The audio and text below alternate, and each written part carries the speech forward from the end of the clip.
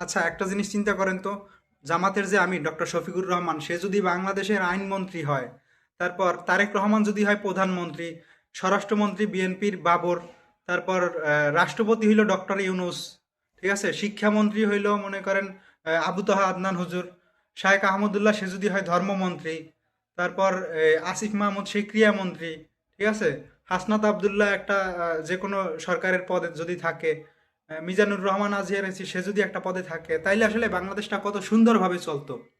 আমি শুধু এই জিনিসটা চিন্তা করি যে এরা যদি মানে সরকার গঠন করতো, কিন্তু এটা আসলে জীবনেও সম্ভব না, ঠিক আছে। কারণ এই যে ভালো মানুষগুলা বিভিন্ন দলে বিভক্ত, যার কারণে একসাথে মানে এককভাবে এরা জীবনেও সরকার গঠন করতে পারবে না, ঠিক আছে। অনেকে আবার রাজনীতিও করেন না।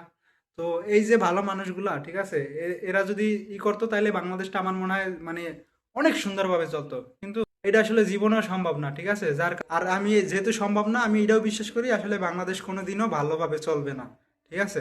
কারণ বললে তো দোষ হইবে, আসলে এই দলের নেতা ভালো হইলে ওই দলের কর্মী ভালো না, ওই দলের কর্মী ভালো হইলে এই দলের নেতা ভালো না। হ্যাঁ, জিনিসটা এরকম।